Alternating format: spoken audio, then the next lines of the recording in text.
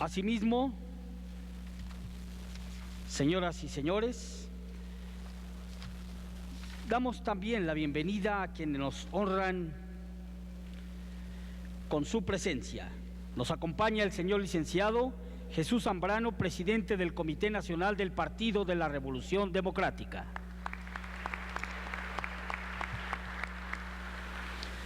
Damos también la bienvenida a nuestros distinguidos conferencistas en esta mesa, el licenciado Marcelo Ebrard Casaubon,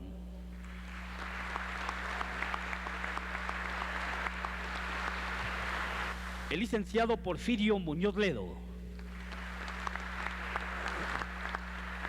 y el señor doctor Lorenzo Meyer Cosío.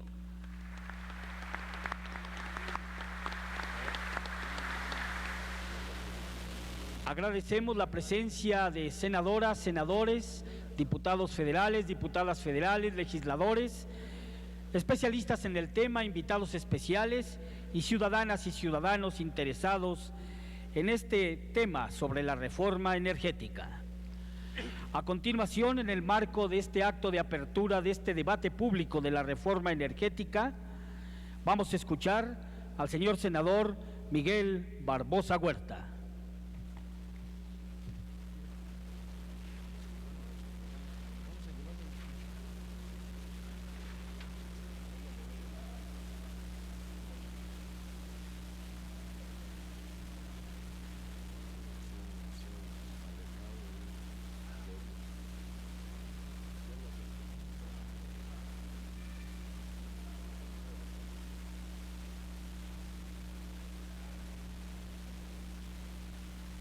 Buenos días.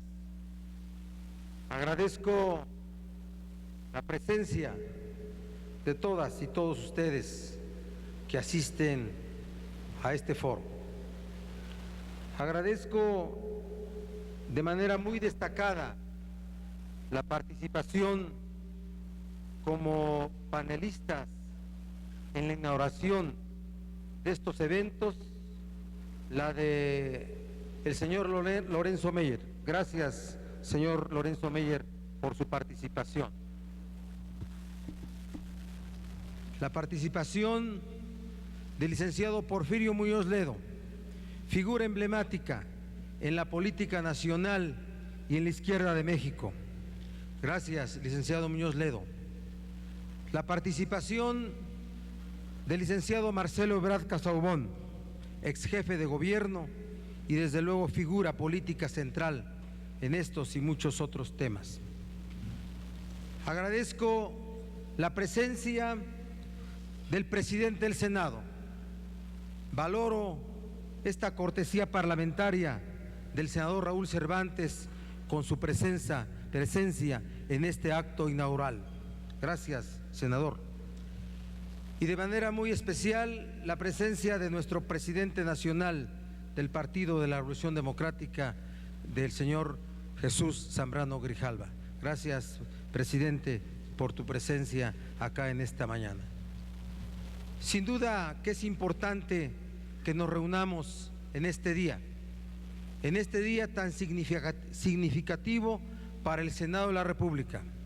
7 de octubre, 100 años del asesinato de Belisario Domínguez por el golpista, dictador y asesino Victoriano Huerta. Para el Senado de la República esta fecha es muy importante porque significa la participación en un evento en el que se rememora la valentía, la defensa, a decir la verdad, la defensa a los valores de la República, la defensa a la democracia. Por eso es importante. Y eso enmarca más la inauguración de estos foros.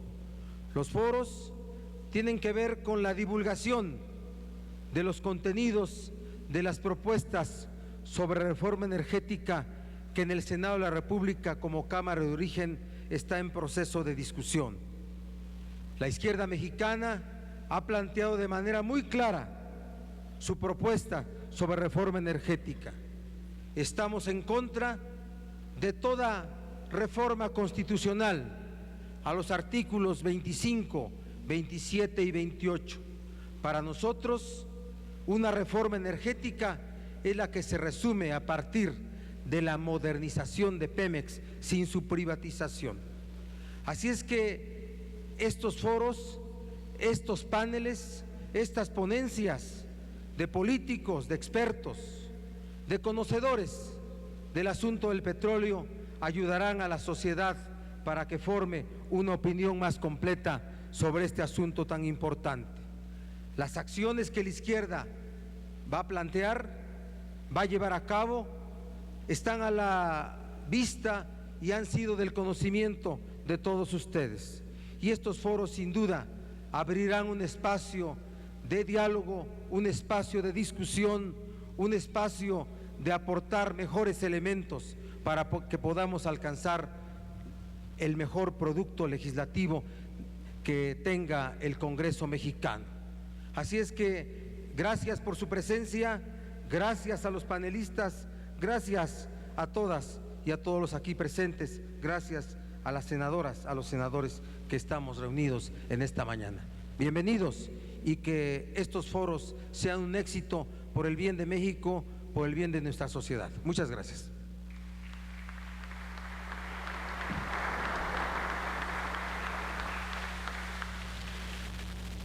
Muchas gracias, señor senador Miguel Barbosa Huerta. A continuación, invitamos a hacer uso de la palabra al señor senador Raúl Cervantes Andrade, presidente de la mesa directiva del Senado de la República.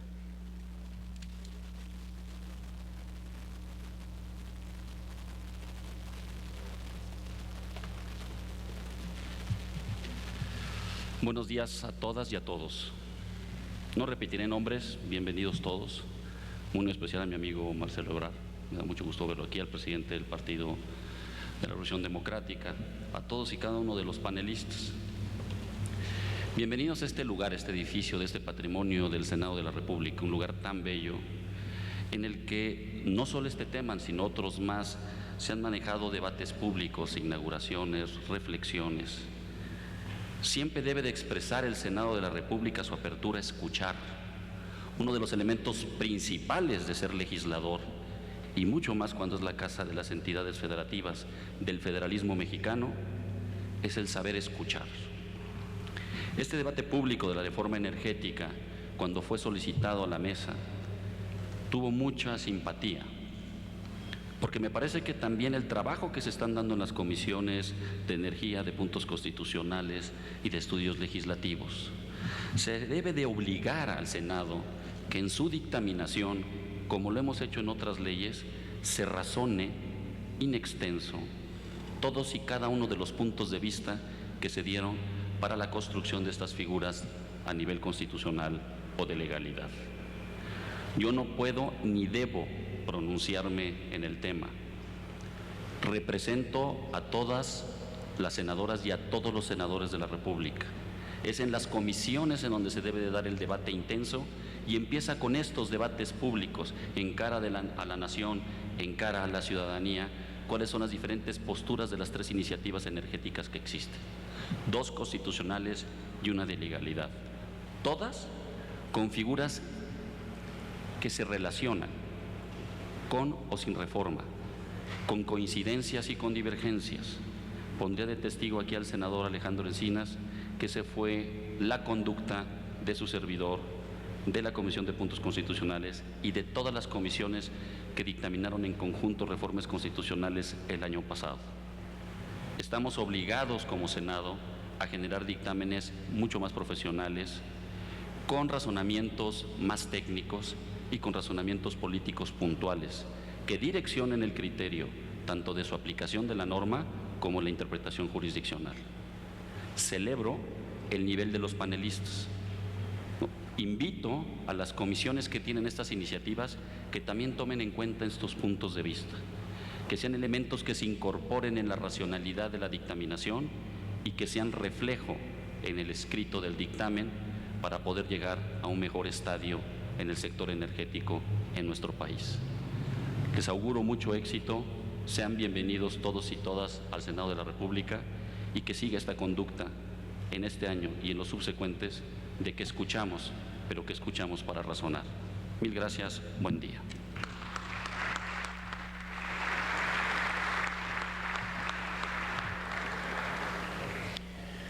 Agradecemos al señor senador Raúl Cervantes, presidente de la mesa directiva del Senado de la República, su mensaje en esta etapa inicial del debate. Debate que da inicio con el tema Propiedad de la Nación sobre los hidrocarburos y Rectoría del Estado sobre la industria energética mexicana. Para desarrollar el debate tiene la palabra el moderador del mismo, senador Alejandro Encinas Rodríguez. Muchas gracias. Muchas gracias. Muy buenos días a todas, a todos ustedes. Pues vamos a ponernos a trabajar en este foro que tiene como objetivo hacer una reflexión muy profunda sobre la situación que guarda la industria energética en nuestro país, en donde conoceremos la opinión de distintos especialistas en el ámbito de la academia, de la política, de la propia implementación de las políticas energéticas del país, y donde también queremos romper el monólogo en que se ha convertido el debate sobre la reforma energética en el Senado de la República. Estamos convencidos de que se requiere un debate plural, de confrontación de ideas, que reconozca la pluralidad que existe no solamente en el Congreso de la Unión, sino en nuestra sociedad, y esperemos, como lo dijo el senador Raúl Cervantes, que en ese debate impere la inteligencia, la tolerancia y la disposición a llegar y construir acuerdos por el beneficio de nuestro país. Aunque, por supuesto, estamos en un tema donde hay una contradicción fundamental respecto a lo que nos trae a la discusión justamente el día de hoy, que es el tema vinculado con la propiedad de la nación sobre los hidrocarburos y la rectoría del Estado en la industria energética nacional. Y para ello contamos con un panel de primer nivel, con 3 personalidades que por sí mismas dan realce a este evento y que estoy convencido harán grandes aportaciones al debate que llevamos a cabo en este país. Nos acompañarán, como ya se ha señalado, y en este orden harán sus presentaciones, el doctor Lorenzo Meyer Cosío, profesor emérito del Colegio de México, uno de los más importantes historiadores de nuestro país, una persona que tiene un peso muy significativo en los medios de comunicación, que no requiere de mayor presentación.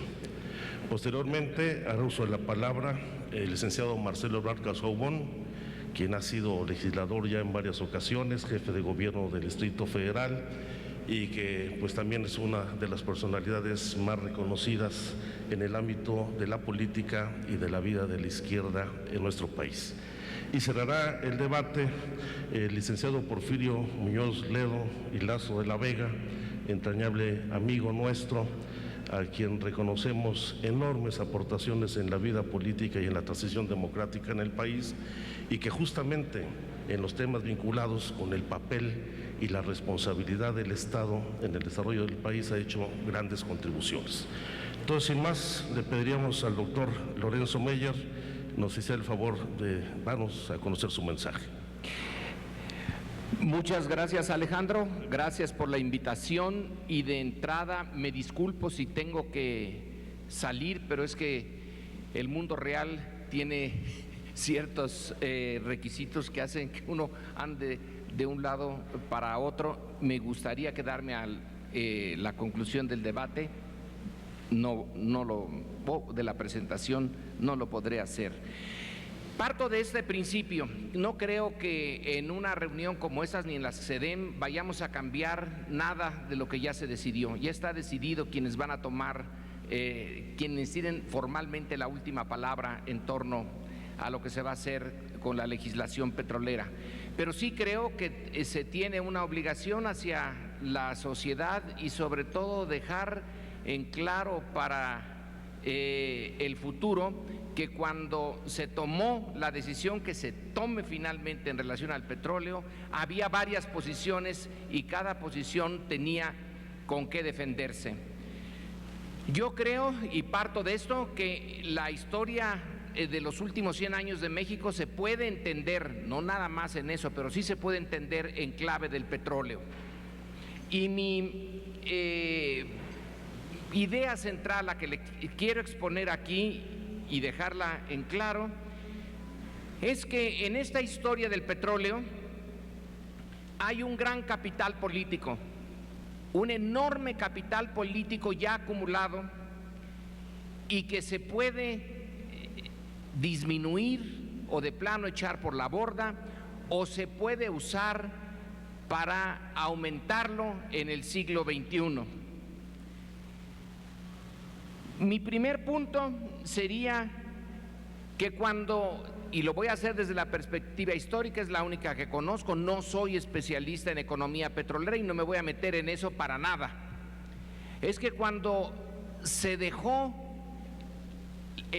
la propiedad de los hidrocarburos al propietario de la superficie, o sea, lo que estaba abajo, que era del Estado, se le dejó a los particulares, y que no es muy distinto de lo que se está pensando hacer ahora, se hizo probablemente, si lo pensamos con buena fe, se hizo por ignorancia, pero como quiera que sea, la bandera con la cual se dio el petróleo al sector privado a fines del siglo XIX y principios del siglo XX se hizo con el fin de, se dijo, atraer el capital externo que tuviera tanto los recursos como la capacidad para extraer ese petróleo y entregárselo a la economía mexicana para que pudiera disponer de un recurso energético muy abundante y barato, sobre todo para sus ferrocarriles.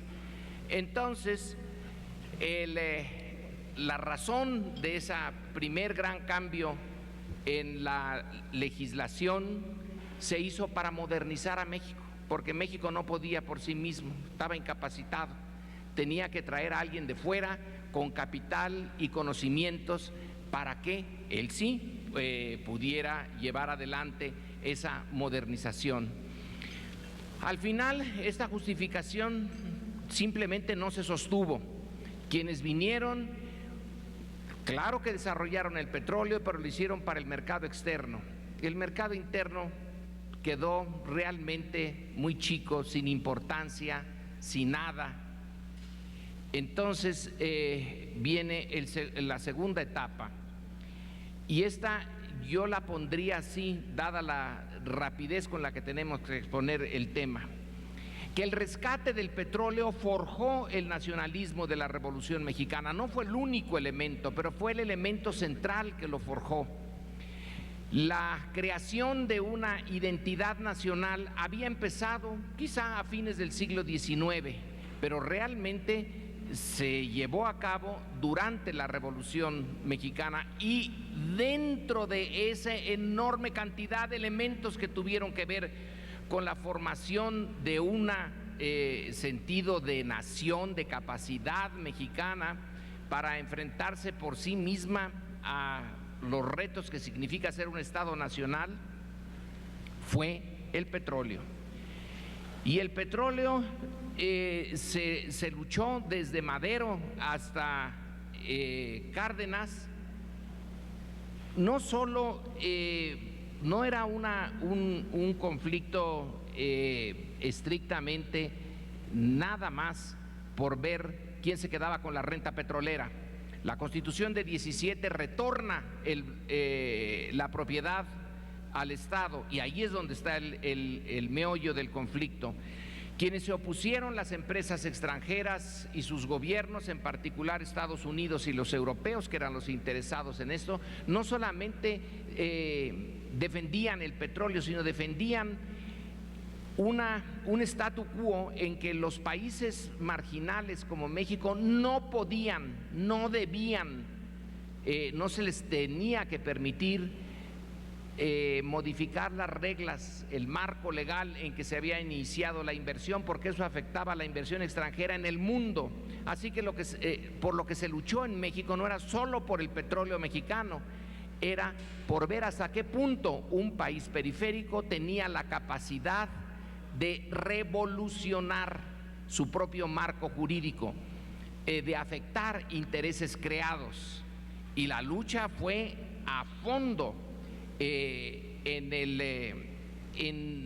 la lucha por el petróleo. Estaba un elemento antiimperialista que se dejó uno de sus primeros grandes logros en México y luego se expandió al resto de ese mundo periférico, en donde chocaron dos concepciones del derecho.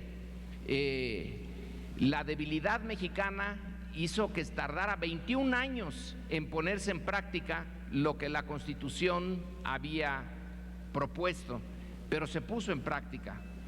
Entonces, aquí tenemos un logro enorme que no es posible comparar como se quiere comparar, que a Noruega, que a Brasil y a otros países cuya industria petrolera es nacional con México, porque ellos no tuvieron la lucha que nosotros tuvimos. Esta fue una lucha única, fue la primera, y en ese sentido es donde creó un gran capital político de identidad entre nación y petróleo. Y el segundo punto en donde esta identidad se creó, no nada más en arrancarle a la empresa extranjera de las grandes potencias, Inglaterra básicamente y Estados Unidos, aunque Holanda entraba también por ahí.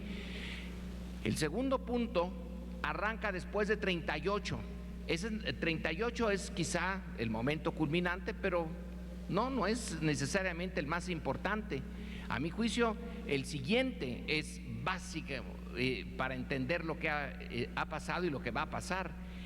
Es la capacidad que tuvo México de no ahogarse en su petróleo, porque cuando las empresas petroleras salieron en 38, una de las declaraciones que hizo uno de sus representantes fue: bueno, ahí está su petróleo, ahóguense, porque no van a poder con él, no van a poder organizar, llevar a cabo la exploración, explotación y transformación del petróleo, no tienen esa capacidad.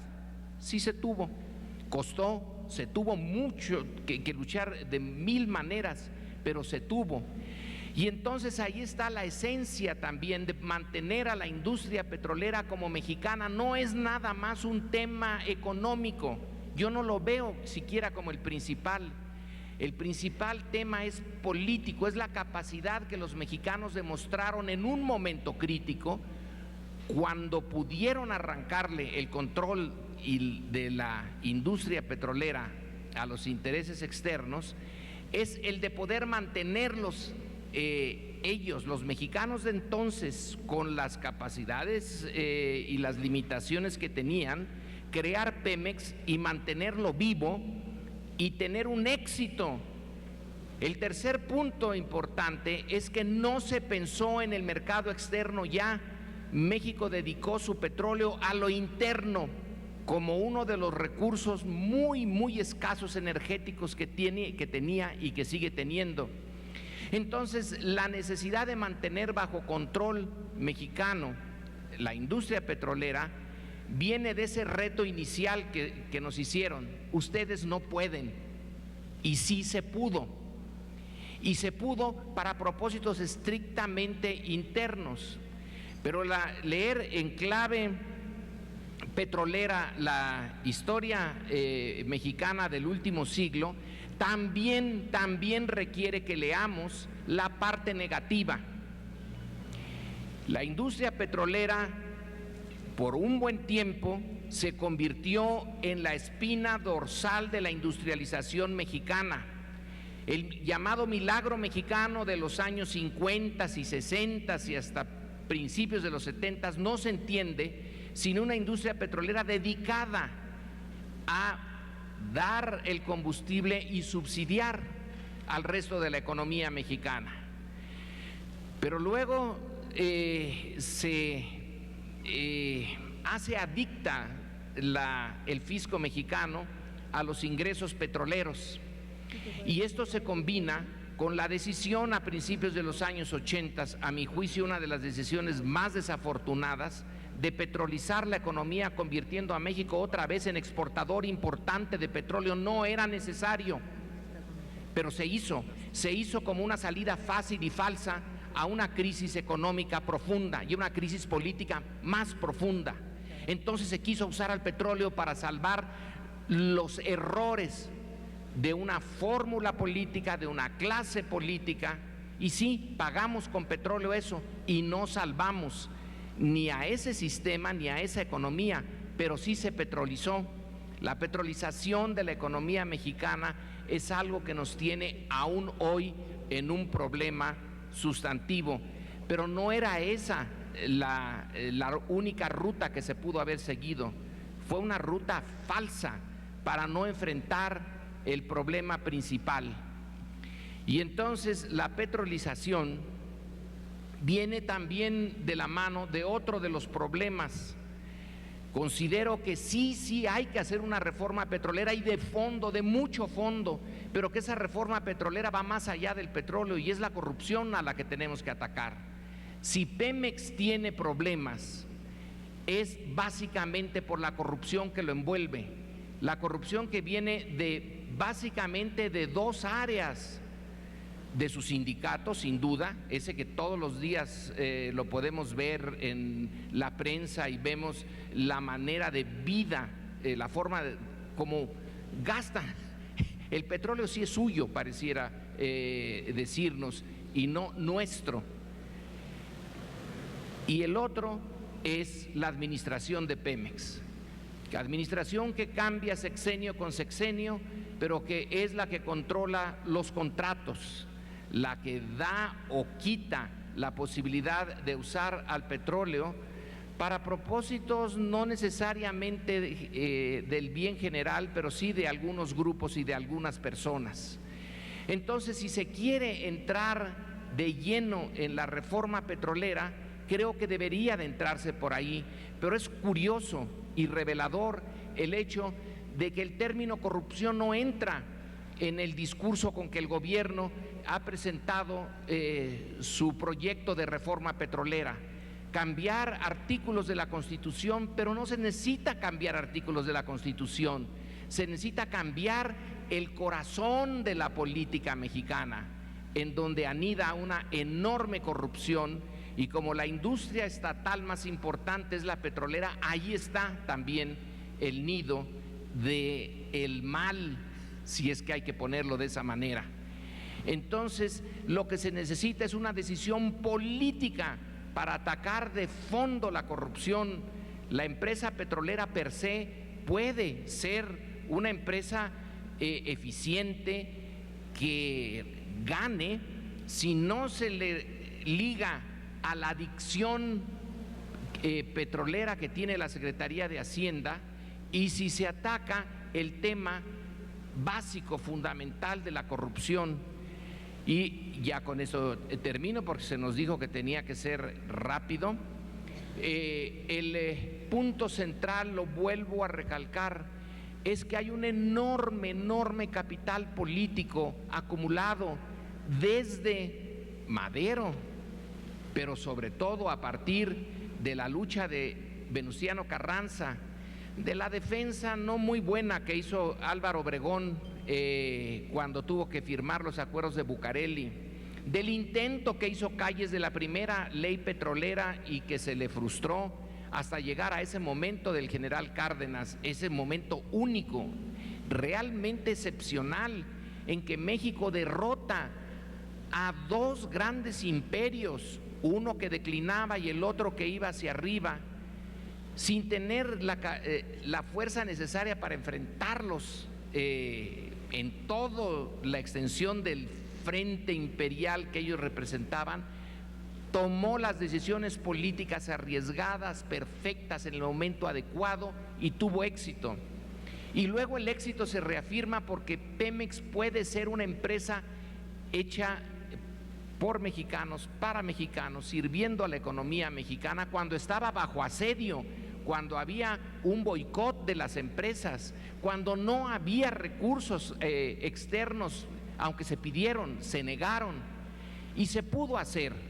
Entonces, para el siglo XXI, esta idea de decir es que ya no podemos, es que es económicamente más rentable, es una cosa como de cuentachiles. Lo que se tiene ahí es uno de los pocos elementos en que, y con esto concluyo, en que México puede tener un genuino orgullo de su propia capacidad.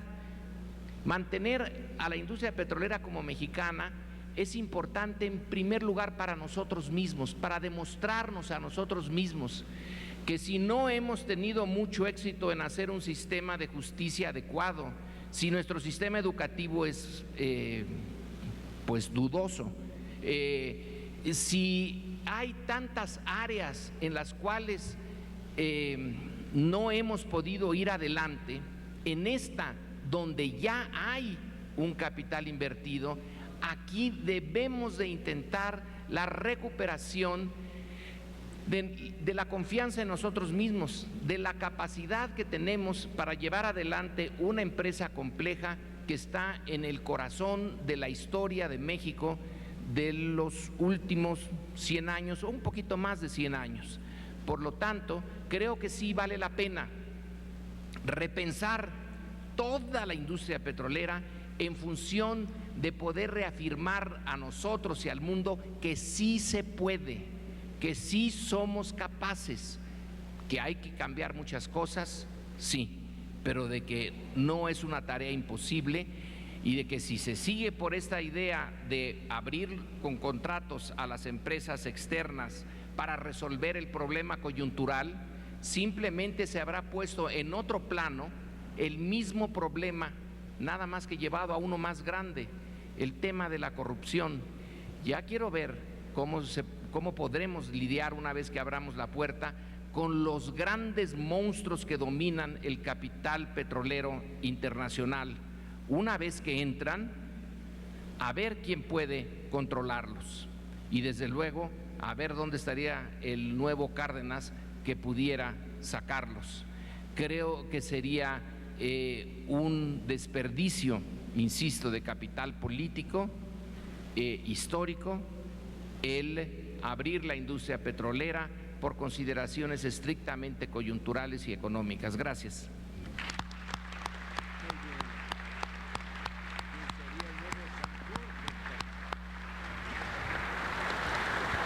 Muchas gracias al doctor Lorenzo Meyer. Quiero informarles que se ha incorporado a la mesa nuestra maestra Efigenia Martínez, destacada economista, muy conocida de todos ustedes, senadora de la República, la primera senadora electa por el Distrito Federal, fundadora de la Comisión Económica para América Latina y el Caribe aquí en México, directora de la Facultad de Economía, eso lo dice todo. En octubre del 68, la reconocemos mucho por el papel que desempeñó en esos años, ese año y esos días difíciles. Se les van a repartir unas tarjetas para la formulación de las preguntas. Ahí les pedimos que quien no tenga lo solicite. Y sin más preámbulo, le damos la palabra al licenciado Marcelo Ebrard Casaubon. Muchas gracias. Agradezco la invitación para participar en este foro. Celebro la presencia de los senadores, mis colegas que van a participar en el foro, de todos ustedes, del presidente del PRD también y desde luego del presidente de la mesa directiva del Senado. Gracias, senador Barbosa, por la invitación también. Primera parte, para también ser muy breve, suscribiendo lo que aquí brillantemente ha expuesto Lorenzo Meyer. Lo que ha estado presentando y presentó el presidente Peña en el exterior y ahora en formulación de iniciativa, parte de una decisión política estratégica, creo que muy bien lo señalaba el maestro Meyer. La decisión estratégica del presidente Peña tiene dos argumentos en lo que se puede leer, porque de él no conocemos todavía una explicación pública de qué es lo que quiere hacer. Tenemos que inferirla en función de las entrevistas o comentarios o interpretaciones indirectas en muchos casos que hemos recibido. Tampoco sabemos, por supuesto, cuál es la hoja de ruta que se propone más allá de la reforma constitucional. Pero refiriéndome a lo que podemos ubicar como los argumentos del presidente de la República, pues son dos, esencialmente. Que México no tiene la tecnología necesaria para poder particularmente expandir su exploración y explotación por consecuencia, particularmente del petróleo, pero también del gas, y que no la va a tener en el corto plazo. Yo quisiera que subrayáramos eso. Es decir, no tenemos la tecnología. Somos un país que lleva desarrollando su industria petrolera y por ende del gas, cuando menos, más de 7 décadas y media, y decimos ahora en 2013 que no tenemos la tecnología, pero ojo, que no la vamos a poder tener tampoco, e inclusive que no la podemos comprar. Ese es el punto medular y por lo tanto es una decisión política y estratégica, como bien lo ha ubicado Lorenzo Meyer. Acto seguido agrega el presidente: no tenemos los recursos. Yo les recuerdo a ustedes, quisiera que recordáramos respecto a las implicaciones que tiene esta decisión,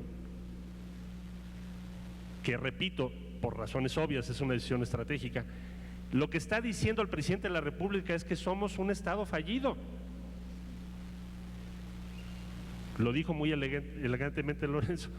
Es decir, no solo no sabemos, no hemos podido desarrollar la tecnología en 75 años, sino que además renunciamos expresamente a hacerlo en los próximos años.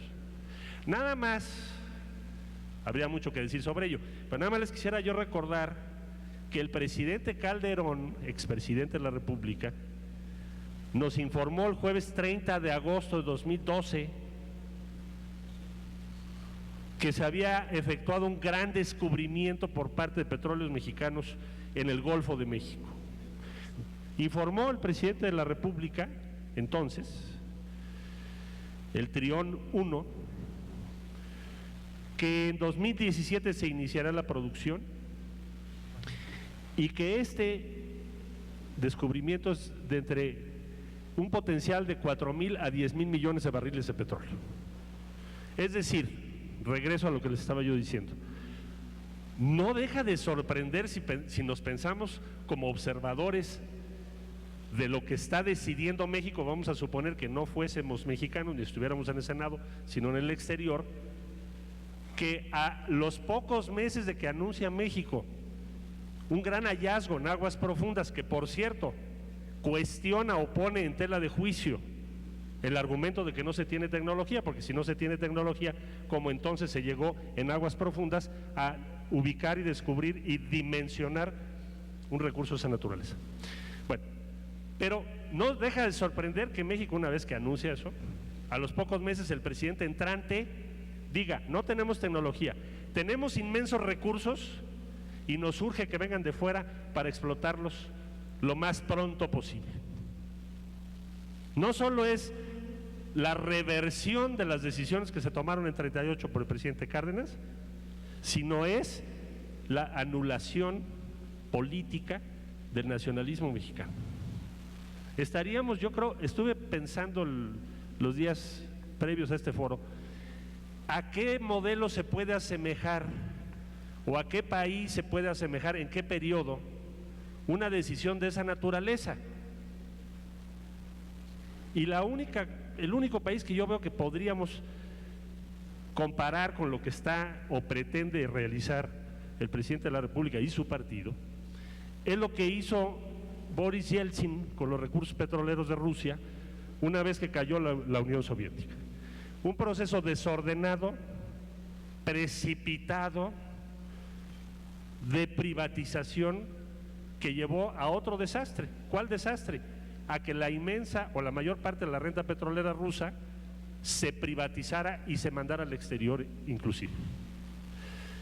Entonces, yo quisiera comentarles que no es de admitirse, o no debiéramos admitir las mexicanas y los mexicanos, que el presidente de la República, sobre la base de prestigiar a su gobierno por las promesas que se han hecho en el exterior, particularmente en Estados Unidos, prestigiar a su gobierno, o dicho de otro modo, quedar bien con la opinión particularmente de los grandes intereses de Estados Unidos y en segundo lugar de Inglaterra, porque no deja de llamar la atención que el anuncio se hizo en Londres. Es casi un desagravio, fue indignante. O sea, fue a Londres nuestro presidente a decirles que no sabemos y que no podemos. Casi fue como un gran evento de conmiseración con México. México llegó a decir, no puedo y no sé, exactamente lo contrario a lo que sostuvimos en 1938.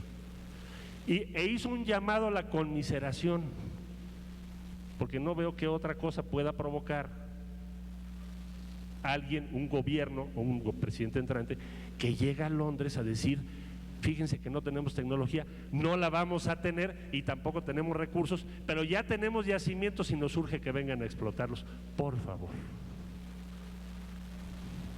De la dignidad de 1938 al exhorto a la conmiseración, 2013. Más debilidad no se puede. Más abandono de los intereses nacionales hace mucho no veíamos. Eso fue decir. Y esa es razón suficiente para que nos opongamos, independientemente de lo que se opine sobre las características técnicas de lo que se deba hacer y desde luego de lo que debamos modificar en Petróleos Mexicanos, o si se quiere incluso crear otra empresa, ¿por qué no?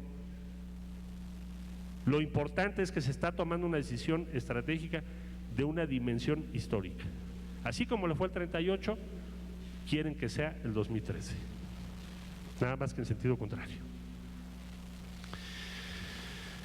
No conocemos una hoja de ruta que nos pueda garantizar mínima transparencia. Habla el presidente de la República de contratos, vaya, de lo que he podido yo entender y dilucidar de una campaña de propaganda aplastante, confusa y yo diría sobradísima. Pero habla el presidente de la República de contratos de utilidad compartida. Los contratos finalmente de utilidad compartida son contratos de riesgo, son contratos. Los contratos no se licitan. Ya tenemos preocupaciones graves respecto a los impactos de esos contratos. Les voy a decir por qué. Se dice en Nueva York, Wall Street, que los contratos que va a asignar el gobierno mexicano, adivinen a quién, a Exxon, a Chevron, a British Petroleum, etcétera, se pueden registrar en la bolsa de Nueva York. Dicho de otro modo, ustedes reciben un contrato, el contrato refiere respecto a esa empresa que la empresa tiene derecho a explorar y por consiguiente a explotar aquello que encuentre en una superficie, sea en alta mar o en tierra firme. Una vez que se tiene ese contrato establece derechos que se pueden registrar en la bolsa de Nueva York. Dicho de otro modo, ¿se pueden ustedes imaginar las fortunas que se van a generar y la inmensa cantidad de recursos que vamos a transferir a esas empresas por el solo hecho de otorgarles derechos de exploración y explotación exclusivos sobre una superficie dada? Es impresionante.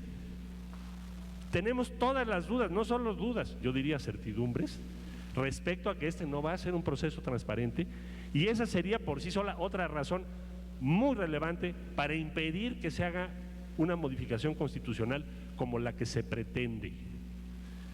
Digo que no hay hoja de ruta conocida, seguramente el gobierno sí la tiene, pero conocida públicamente no la tenemos. Por lo tanto, pienso que lo que nos esperaría en caso de que no tengamos éxito en frenar estas reformas o estas iniciativas, pienso que el resultado que tendríamos sería algo muy similar a lo que le pasó a Rusia. Grandes fortunas, inmensa corrupción. Si alguien, como todos los que estamos aquí sabemos, que debe combatirse la corrupción, como bien lo señaló Lorenzo hace un momento, en Petróleos Mexicanos y en el sistema político, bueno, pues estas iniciativas con contratos de utilidad compartida no licitables, que ya se están preasignando, según se dice en Nueva York, que como ya vimos, siempre están mejor informados que nosotros.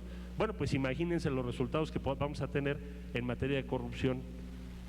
Y como bien se dijo, ¿quién va después a controlar, equilibrar, contener el peso, la influencia de estos grandes grupos en la política mexicana. Para en menos de un año, no perdamos la dimensión política, pues tendríamos aquí a los cabilderos de Exxon o de las empresas de Texas o de Shell. Van a regresar los ingleses para que les demos las llaves, decía yo el otro día. Puede ser que regresen, denme las llaves por favor. Y entonces el resultado es que en nuestro sistema político tendríamos más corrupción, pero tendríamos ahora nuevos actores transnacionales de gran envergadura jugando políticamente en favor de sus intereses. Bueno, por todas estas razones pienso que debemos evitar, impedir por las vías pacíficas y legales que la Constitución nos otorga que México cometa un error estratégico de ese tamaño. Estamos al borde del precipicio, no exagero. ¿Cómo que un presidente de México dice que no tenemos la tecnología, que no la vamos a tener, que no tenemos recursos y que nos urge que vengan ellos? Así. No lo admitamos. Va de por medio, ahora sí, que todo lo que nos importa. Además, otra cosa, es irreversible. Nos va a costar mucho trabajo revertir una medida de esa naturaleza. ¿Qué se sugiere o qué se propone para concluir? Aprovechando que nos hicieron favor de invitarnos al Senado de la República. Como ustedes saben, se hizo una reforma constitucional que entró en vigor el 9 de agosto de 2012, que yo creo que muchos no la vieron con cuidado, porque establece que se pueden realizar consultas obligatorias, digamos referéndum, por primera vez de carácter vinculatorio. Es decir, que el pueblo puede legislar directamente, es lo que quiere decir esa disposición. Entonces, entró en vigor el 9 de agosto de 2012. En un transitorio se estableció que se debe regular cómo se va a aplicar ese referéndum en agosto del 2013. Fue el plazo que se dio constitucional.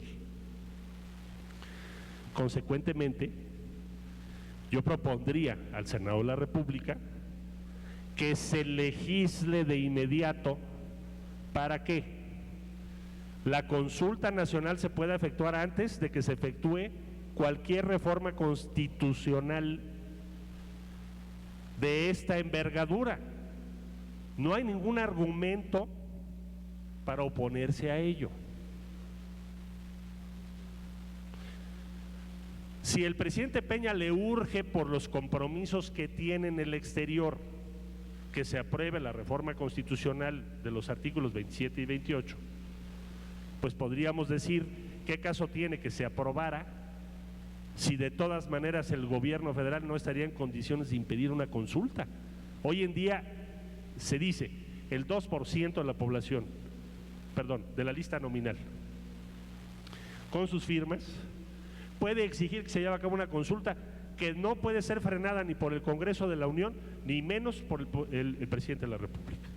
Entonces, si se va a llevar a cabo esa consulta, que no me cabe la menor duda, porque las firmas se van a reunir, ¿qué sentido tiene que apresuren a matacaballo, como decimos, la aprobación de las reformas constitucionales, si en 2014 que estuviesen aprobadas, de todas maneras todo el mundo diría esperémonos al 15, como hoy dispone la Constitución, para ver si se aprueba o no se aprueba? Entonces hagámosla antes, es lo que quiero decir. El Senado de la República proponga la reforma constitucional para que la consulta se pueda llevar antes, y esa sería la fórmula democrática, legal y pacífica para resolver, me parece, este diferendo, que es un diferendo mayor. Dice la Constitución que la consulta nacional se aplica en temas de trascendencia nacional, y a mí me cuesta trabajo, por supuesto puede haber otros, pero me cuesta trabajo pensar en un tema que tenga más alta jerarquía y trascendencia nacional, de modo que apliquemos lo que dice la Constitución, propongamos la reforma necesaria y realicemos la consulta antes. Por su atención, muchísimas gracias, muy amables.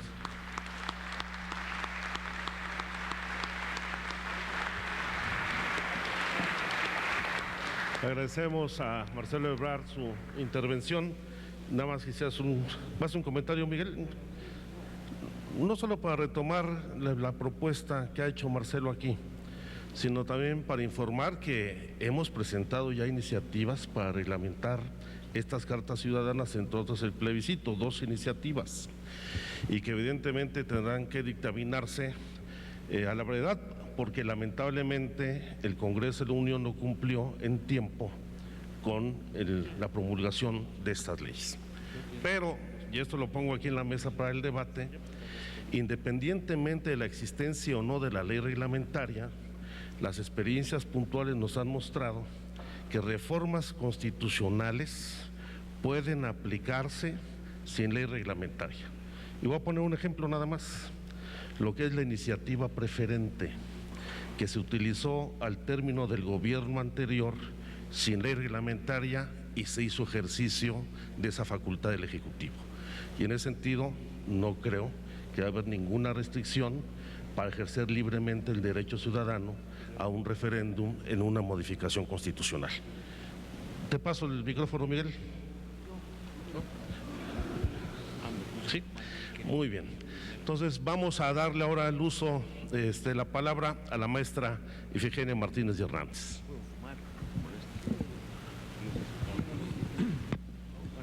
Compañeras y compañeros, señoras y señores, honorables miembros que me acompañan en esta tribuna, aprovecho esta oportunidad para brindar un sentido homenaje, un recuerdo y sentido homenaje al ingeniero químico Rafael de Celis Contreras, incansable luchador nacionalista en defensa de la soberanía energética y del desarrollo del país, y que feneció en mayo del presente año.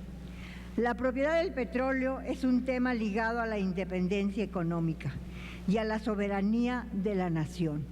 El establecimiento de las 3 constituciones que nos han regido, 1814 y 1867 y la actual, implicaron cruentas batallas y pérdidas de vida.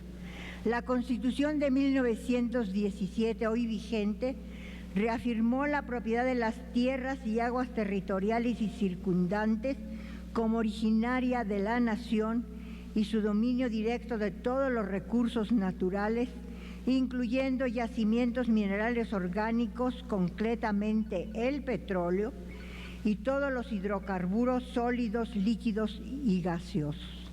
Sin embargo, es hasta 1938 cuando, gracias a la expropiación de las concesiones e instalaciones de las compañías extranjeras a favor de la nación y la sucesiva creación de Pemex para manejarlas, es posible establecer las bases jurídicas e institucionales para explotar el recurso en beneficio de la independencia, desarrollo y fortalecimiento de la economía nacional.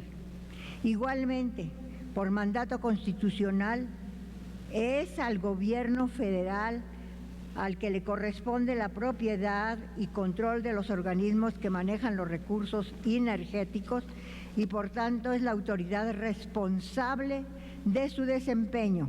Artículo 26. Es decir, los funcionarios públicos encabezados por el presidente de la República en turno son plena y directamente responsables del buen uso y manejo de los recursos nacionales a su cargo. Durante cerca de medio siglo, de 1939 a 1982, el gobierno llevó a cabo una política económica deliberada de desarrollo, y en la cual Pemex, como organismo público descentralizado y empresa paraestatal, satisfizo las crecientes necesidades de ese recurso. Hasta principios de la década de los 70, Pemex industrializó el petróleo, diversificó la producción y se establecieron importantes plantas petroquímicas, todo ello con ingenieros, técnicos y trabajadores mexicanos. Asimismo, se amplió la enseñanza de las ingenierías del ramo en la Universidad Nacional Autónoma de México y en el Instituto Politécnico Nacional, y puede afirmarse que en este largo periodo el petróleo funcionó como palanca del desarrollo.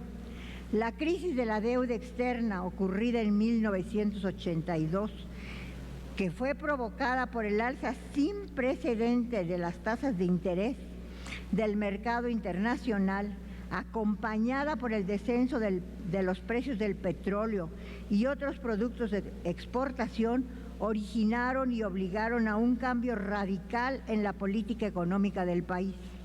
Más aún, propiciaron el advenimiento del neoliberalismo, o sea, la transferencia de las funciones económicas de rectoría del Estado a favor de la rectoría del mercado, y que ha resultado en bajas tasas de crecimiento del producto, mucho más bajas que las que teníamos, de la inversión y del empleo, en el mantenimiento de un tipo de cambio así sea sobrevaluado y un relativo equilibrio de la balanza de pagos gracias al influjo de capitales externos.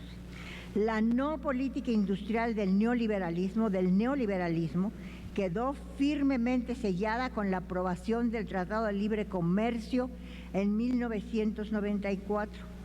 Previamente se había aprobado en 1992 la Ley Reglamentaria de Energía Eléctrica, que permitió la entrada de capital privado en áreas consideradas como de uso no público de energía, cambio conceptual que ha propiciado que actualmente cerca del 40% de la generación de energía eléctrica y todo nuevo proyecto de generación sea un negocio de propiedad privada, lo que repercute en una enorme carestía de tarifas. En 1993 se inicia el proceso de desintegración de Pemex al fraccionar el organismo en 4 subsidiarias para separar el proceso de exploración y producción de crudo y su creciente exportación de su transformación y regular la industrialización del sector y la petroquímica, procesos que resultaban con pérdidas, aplicarles los precios de transferencia internacionales. Así manejó Pemex como una institución, así se ha manejado Pemex como una institución fragmentada y carente de unidad de propósitos. La fragmentación de Pemex en subsidiarias facilitó el saqueo fiscal de Pemex. Su carga fiscal aumentó y de representar el 7% de los ingresos ordinarios del gobierno federal en 1945, subió al 40% hasta la fecha. Esta etapa se caracteriza por la fragmentación de la empresa, que se lleva a cabo abandonando los proyectos de industrialización del petróleo y el gas, el deterioro de múltiples instalaciones alegando obsolescencia, despido de personal técnico calificado y establecimiento de sistemas de administración que propiciaron grave corrupción en los medianos y altos funcionarios. Igualmente se lamenta el deterioro de las áreas de investigación y desarrollo del Instituto Mexicano del Petróleo y su falta de preparación para los cambios del entorno internacional. El desastre en el manejo de operación de Pemex se ha minimizado y disfrazado debido a la ausencia de un sistema de planeación nacional del desarrollo. Este periodo se caracteriza asimismo por un exceso de facultades que asume la Secretaría de Hacienda y tratan de sustituir un verdadero sistema de planeación democrática. Función que, a pesar de estar establecida en el artículo 26 de la Constitución, se encuentra arrinconada en una subsecretaría, en la Subsecretaría de Ingresos.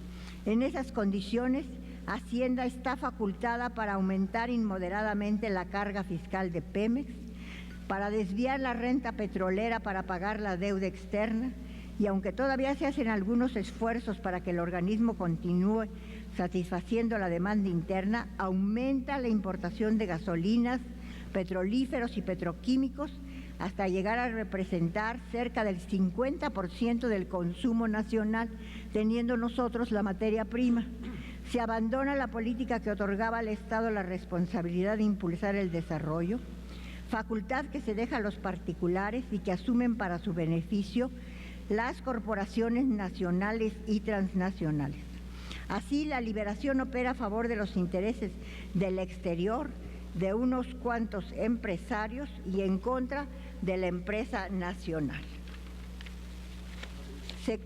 Sin embargo, se cuenta con elementos analíticos, estadísticos, escritos y orales altamente calificados para sostener que ha ocurrido un grave deterioro en Pemex, la empresa más importante del país, ocasionado por una errónea política económica en un entorno internacional de aumento de la demanda y altos precios de los hidrocarburos.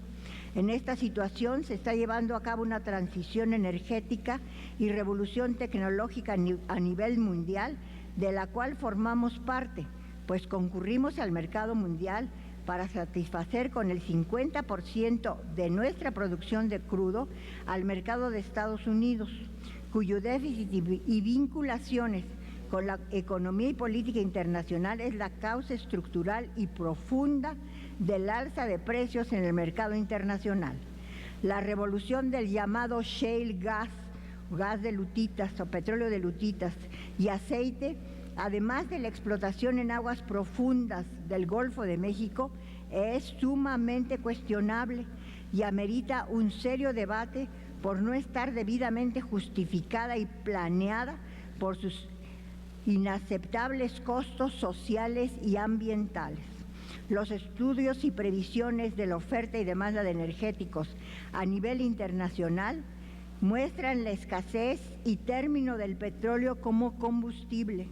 Si bien se puede sustituir el hidrocarburo por el carbón y hasta por ciertos vegetales como combustibles, la transición a nuevas fuentes de energía será larga y costosa. En este panorama, el país no debe tener dudas.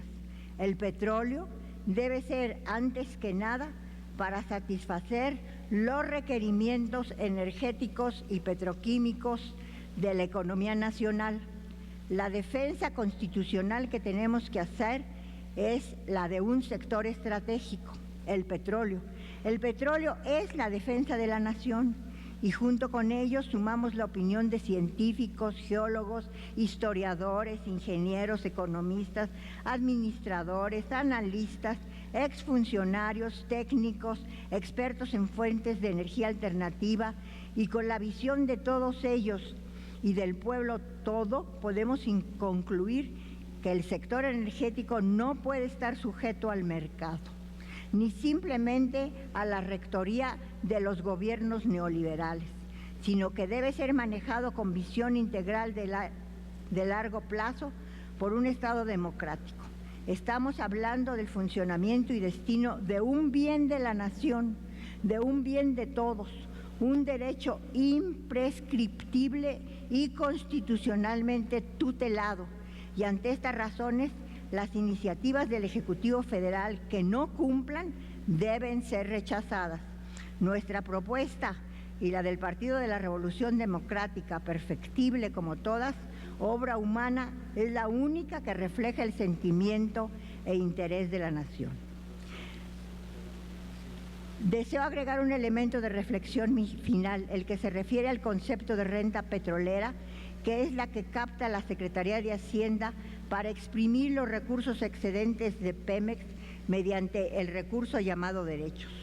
El problema, desde mi punto de vista, es que al hablar del petróleo estamos partiendo de una base equivocada, porque no se puede extraer de él ningún tipo de regalía, llámese como se le llame, para gastarla como si se tratara de cualquier otro recurso o producto. Lo que trato de decir es que el concepto de derecho es engañoso. Primero, porque hay que insistir en que el petróleo es un bien propiedad de la nación, no del gobierno federal, sino de la nación. Y porque además es un bien prescriptible y no renovable. El petróleo no es solo lo que está en el subsuelo, el petróleo forma parte del subsuelo y cuando lo consumimos sin reinvertirlo, estamos empobreciendo al país. La recaudación proveniente o procedente de la venta del petróleo crudo no es un derecho fiscal, es un ingreso de capital por venta de patrimonio nacional. Por tanto, la única forma en que se puede justificar el derecho sobre la renta petrolera será que su destino no pierda su carácter de imprescriptible, sino que conserve su carácter permanente de recurso de capital. Y como eso no se puede hacer con el petróleo, se debe utilizar la renta petrolera de tal modo que lo que estamos perdiendo en ese recurso al venderlo se restituya su valor a la nación como una adición a su capacidad productiva, es decir, como capital de producción. Una conclusión es que no se trata de un recurso cuya utilidad sea perecedera, sino que debe preservar su carácter de riqueza imprescriptible, lo cual solo se logra reinvirtiendo la renta petrolera, o sea, que toda ganancia proveniente de la venta del petróleo debe ser invertida en un bien de capital, fomento industrial, infraestructura de desarrollo, etc. No puede haber otro destino para la renta petrolera más que la inversión pública, so pena de estar violando el espíritu del artículo 27 de la Constitución y empobreciendo a la nación. La restitución para el dueño originario del recurso, la nación, le corresponde hacerla al gobierno federal mediante inversiones decididas en forma adecuada por una comisión y por el Congreso en un esquema de planeación. Espero que como resultado de este foro en el Senado de la República tengamos hoy más elementos de juicio y con toda la información de que disponemos, entendamos que defender el petróleo es defender a la patria. Muchas gracias.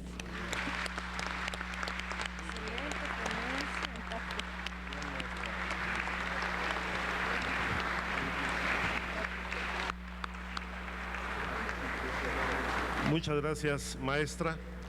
Les recuerdo, vamos a pasar a la última exposición. Quien tenga preguntas, les pediríamos que las hicieran llegar de una vez para irlas entregando a quienes vayan dirigidas. La última intervención le corresponde al licenciado Porfirio Muñoz Ledo, a quien le pedimos nos haga el favor de dirigirnos su mensaje. Muchas gracias por la invitación, gracias por la cortesía parlamentaria del presidente de la mesa directiva del Senado de la República. Queridos amigos, acudo a este recinto en gran parte por evocación de aquellos días heroicos donde los primeros senadores de la oposición, Ifigenia Martínez y el que les habla, estábamos destinados a ganar todos los debates y a perder todas las votaciones. Lo hago también por un deber moral y político. Es menester esclarecer. El debate público no es equitativo. Mientras el gobierno y sus aliados disponen de un gran aparato mediático para difundir falsedades y verdades a medias, nosotros nos vemos confinados a recintos con mucho menor difusión. Es necesario ampliar la conciencia pública, esclarecer la naturaleza del problema y hacer propuestas válidas. Ya tuvimos en este mismo patio en 2008 los debates cuando el proyecto de Calderón. Curiosamente no se trataba entonces de un proyecto de reforma constitucional. No se atrevieron, no le daba la mayoría calificada. El PRI no apoyó en 2008 la reforma constitucional que hoy está proponiendo. Nuestro argumento fundamental entonces era que esas reformas legales eran inconstitucionales. Y ahora el tema es otro. El tema es la reforma constitucional de los artículos 27 y 28. Como quiera que se aderecen, como quiera que se disfracen, como quiera que se presenten, se trata de un proceso sucesivo, o si se quiere, progresivo. Con el cambio de esos artículos podrán hacer las operaciones prácticas y podrán también reformar consecutivamente las leyes. Se trata entonces de un hecho histórico irreversible. Yo quisiera subrayar que se trata de un cambio de categoría de país. Pasaríamos de ser un país dependiente a ser un país colonial, con la presencia en todas partes, con una fuerza política, económica y corruptora en el país de las grandes empresas transnacionales. Al perder su carácter estratégico, el petróleo, el gas y la electricidad quedan sujetas de entrada por la Constitución al régimen de cualquier otra actividad productiva. Y para colmo de males, se aplica en su totalidad las cláusulas del Tratado de Libre Comercio, que dan acceso a los tribunales internacionales y que, como aquí se dijo, permiten registrar en bolsa los contratos con lo que ya está transferida por ese solo hecho la renta petrolera. Yo quisiera decir brevemente, un poco en el guión de nuestro amigo Lorenzo Meyer.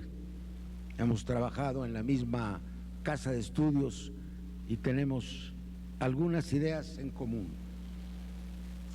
Esta es la tercera época del petróleo mexicano a la que se abre.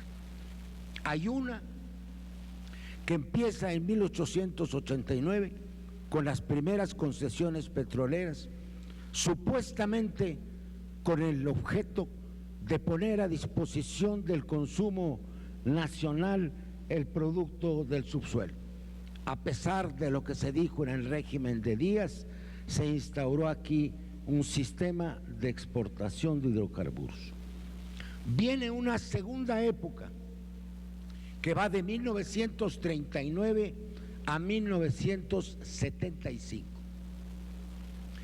Hicimos de la necesidad virtud, la imposibilidad de disponer de aparatos de comercialización externa y el comienzo de la Segunda Guerra Mundial hicieron imposible exportar los hidrocarburos.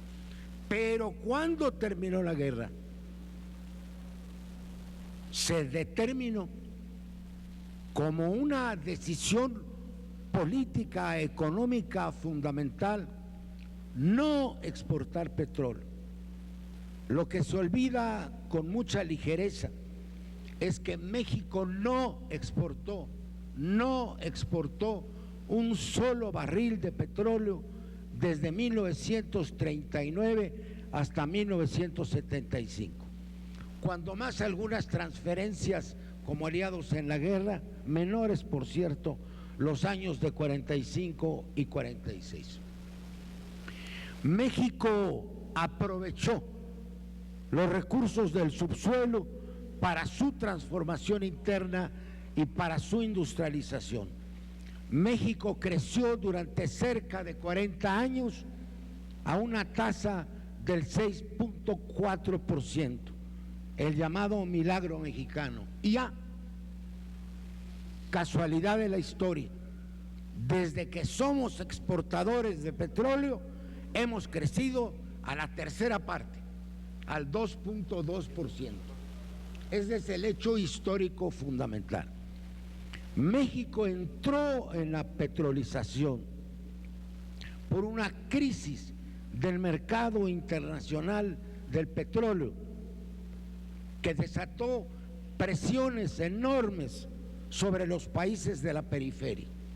La guerra del Yom Kippur, la elevación del precio de los hidrocarburos, el descubrimiento repentido de que el Golfo de México era un segundo Golfo Pérsico, y caímos en la tentación, para evitar una reforma fiscal que desde entonces se ha aplazado, para poder desmanejar el gasto público y para poder endeudarnos con la garantía del petróleo, en la sobreproducción.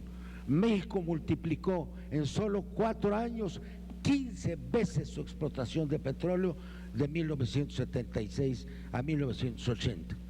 Cayeron los precios del petróleo, la crisis petrolera se convirtió en una crisis de deuda, las tasas de interés subieron y ahí empieza el decaimiento de la economía mexicana y la serie sucesiva de devaluaciones.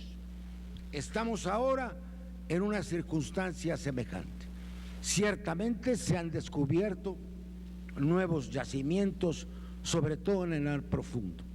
Hay una tendencia a la elevación de los precios y entrarle a esos yacimientos es un gran negocio para las compañías, que además será un instrumento adicional de las grandes potencias para regular con la sobreproducción los precios del petróleo.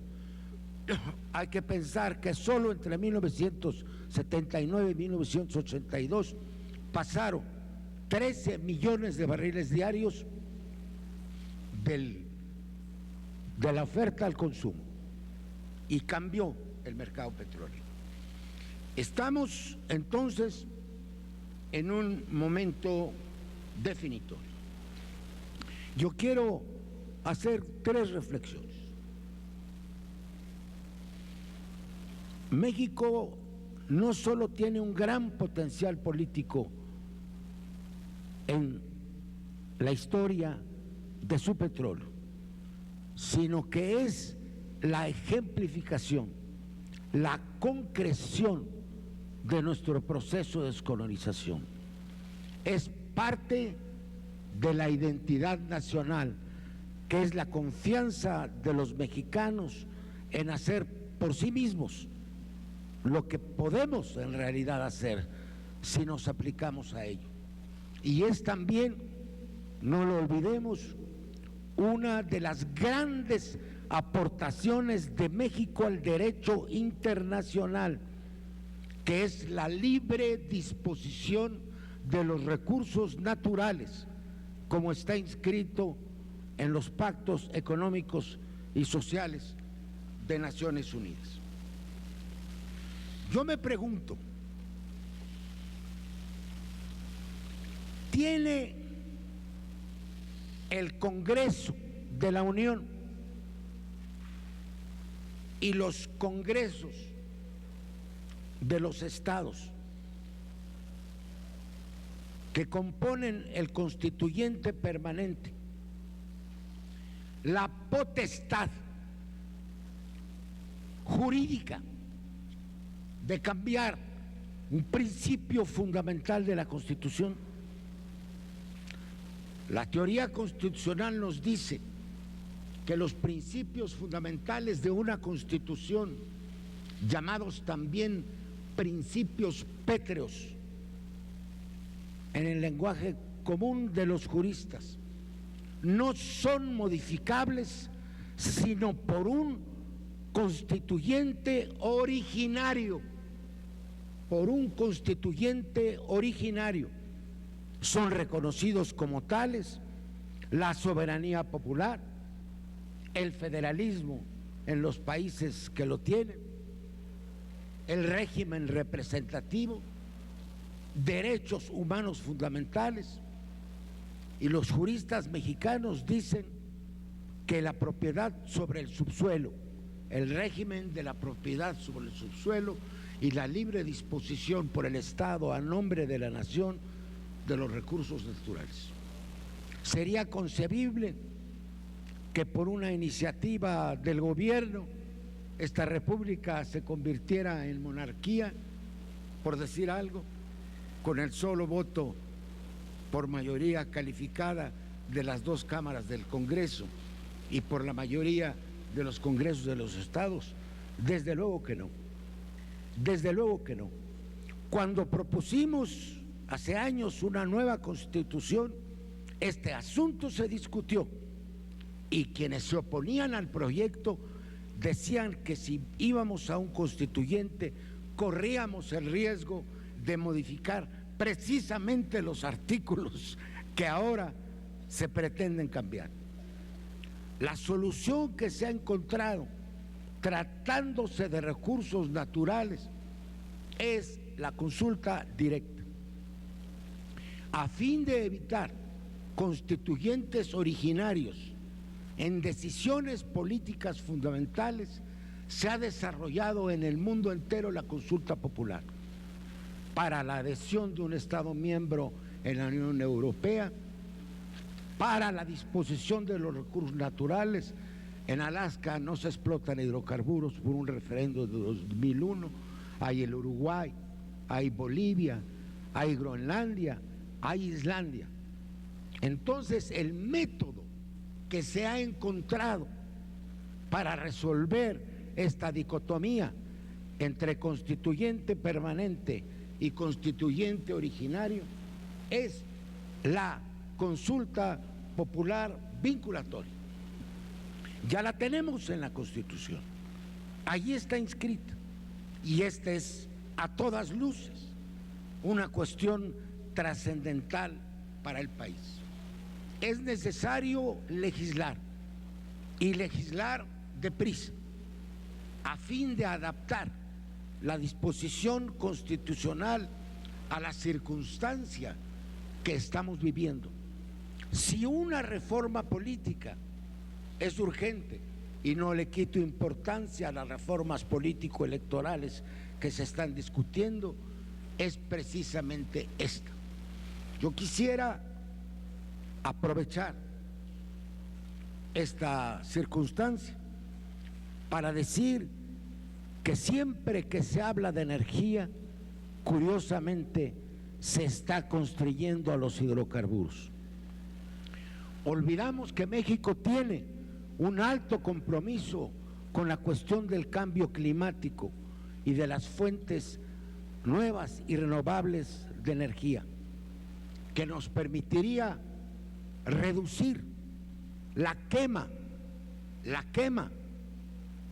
de los hidrocarburos, transformarlos en materia prima mediante la petroquímica, hacer la refinación aquí mismo en México y con inversiones mexicanas, y desarrollar la inmensa gama de nuevas energías que nos permitirían ir hacia una verdadera sociedad del conocimiento.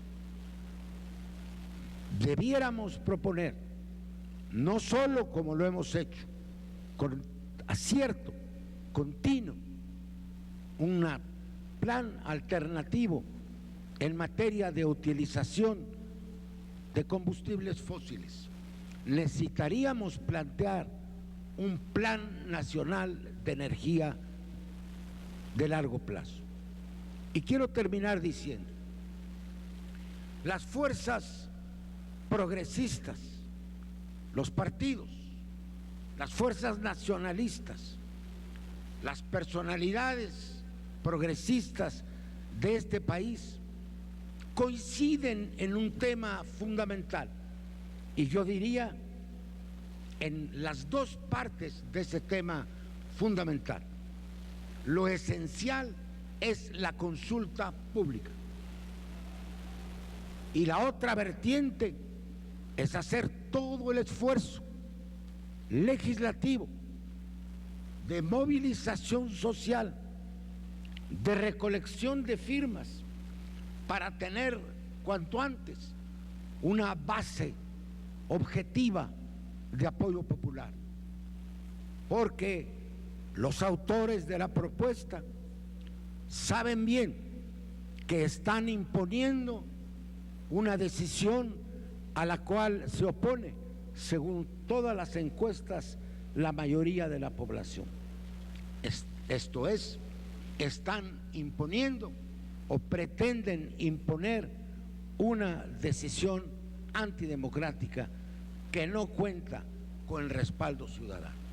Yo me permitiría sugerir que si estas conclusiones fundamentales es la consulta vinculante, cuanto antes posible, con todos los recursos de movilización que haga pensar incluso a los propios inversionistas, que no está en la bolsa la operación, ni menos todavía en la bolsa de valores, tienen que pensarle dos veces en lo que van a hacer. El día que tengamos, que puede ser próximamente, 1 millón, 1,5 millones, 2 millones de firmas, las condiciones políticas habrán cambiado y la opinión internacional habrá cambiado también. Mi respetuosa sugerencia a todos que aquí están y a quienes nos han acompañado desde distintas perspectivas es que tengamos un programa común, que hagamos un frente único para la defensa del petróleo y para un plan energético nacional digno de este país, aparte de diferencias, de expectativas electorales, de naturaleza y estrategias particulares de las organizaciones. Es evidente que ahí reside nuestro deber histórico. Muchas gracias.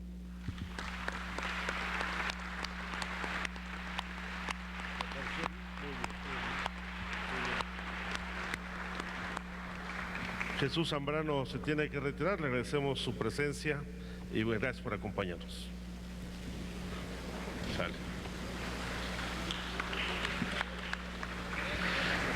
Bien, vamos a dar paso a la sesión de respuestas. Ya las preguntas que se formularon se hicieron llegar. Yo señalaría